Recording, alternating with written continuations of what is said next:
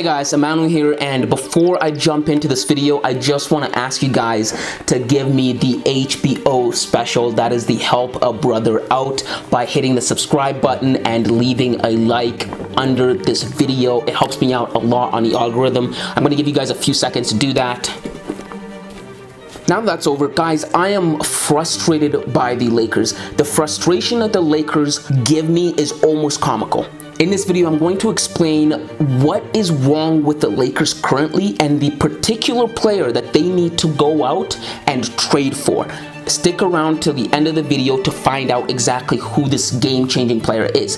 But to get started, let me explain my frustration with the Lakers. My frustration with the Lakers is that last year, they wasted one of the most crucial and precious years that LeBron James will ever have in his career. LeBron James is 37 years old and he's on his way out of the NBA. LeBron is in his twilight years of his career. The only thing that keeps LeBron going, that keeps him motivated, is the fact that he wants to stay in a league long enough to play with his son, Bronny James, and potentially with Bryce James. But even being 37, LeBron still managed to average 30 points per game last year, 8.2 rebounds, and 6.2 assists at 37. LeBron at the age of 37, damn near 38, was one of the best players in the entire league last year, in contention for the MVP. In contrast,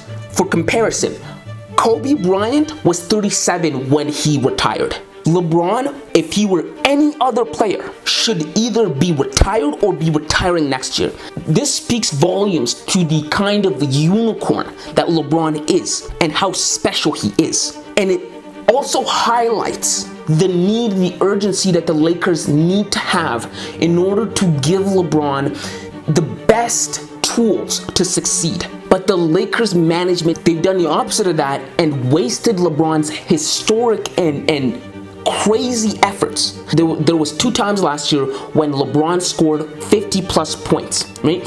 He was actually putting in work. And yet the Lakers managed to waste that year away because of a number of things. 3 things to be specific. A, Lakers management were so incompetent that they went out and they traded for Russell Westbrook, a player who they knew wasn't a good fit with LeBron, wasn't a good fit with anyone, a player who they knew was becoming a glorified journeyman. You have to remember, Russell Westbrook went from OKC, Rockets, and the Wizards in a span of 3 years. They knew he only played one way. In fact, they knew how bad Russell Westbrook was because the year prior to trading for Russell Westbrook, the way that the Lakers guarded Russell Westbrook when Westbrook was on the Rockets was they would just back off of him. They would let him shoot. The philosophy there was they thought he was so bad of a player and so detrimental to his team that he would sabotage himself, and so the most efficient way to guard him was not to guard him at all. That's number 1. Number 2 is they haven't done anything about Anthony Davis. Anthony Davis, LeBron's second best player, cannot stay healthy for more than 5 games. And the Lakers needed to put their foot down. They should have told him, listen, you need to get on a better regiment than what you've been doing your entire career, because whatever you've been doing your entire career isn't working because you're always injured. And we need you to play at least 66 games a season. So either you get on a good regiment or we're dealing you away. We can't continue to keep wasting these precious years from LeBron.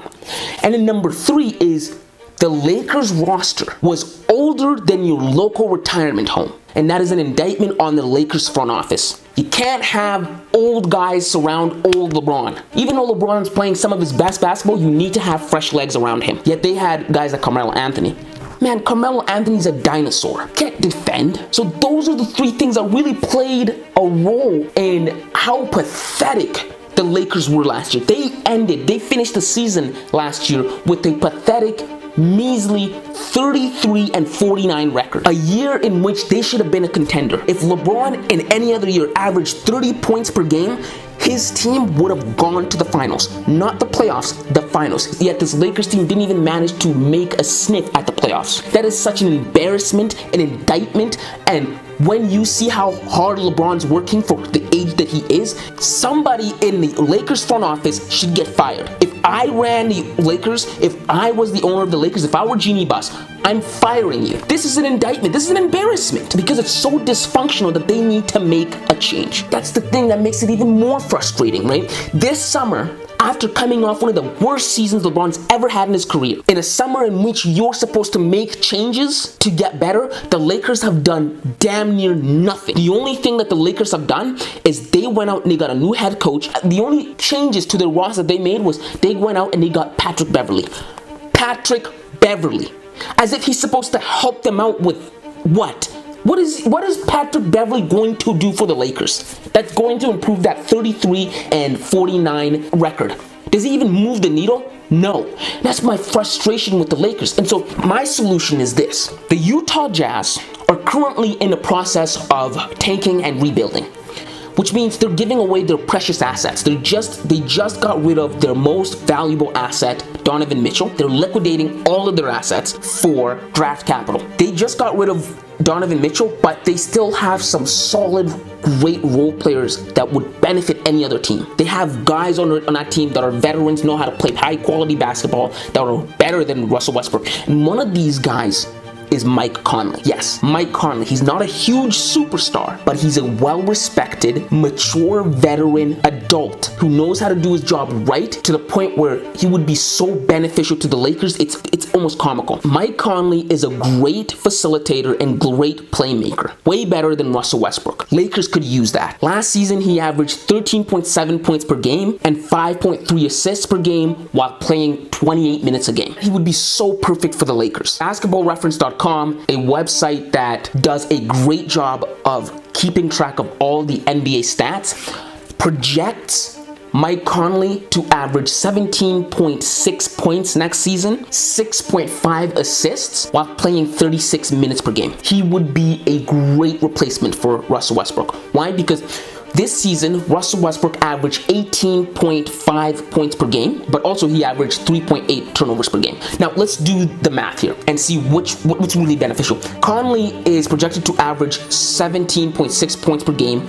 Russell is averaging 18.5 points per game. If you trade in Conley for Russell Westbrook, you're losing 0.0 points per game.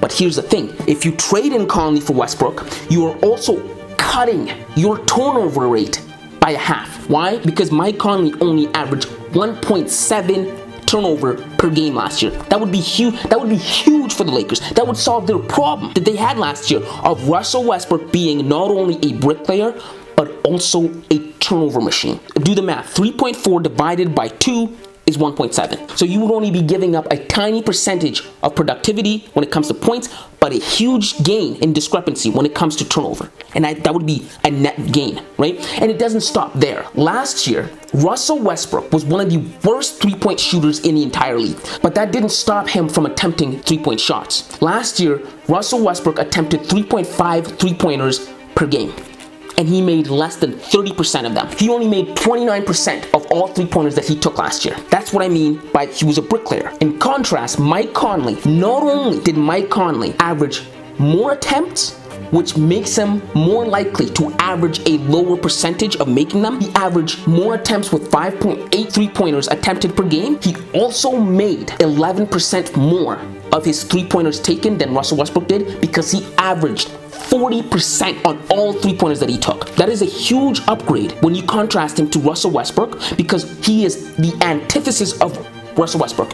Russell Westbrook is a bricklayer and a turnover machine, and the solution is Mike Conley, simply by the numbers. But guys, those are just my thoughts. Help a brother out. Give me the HBO special by hitting that subscribe button and leaving a like.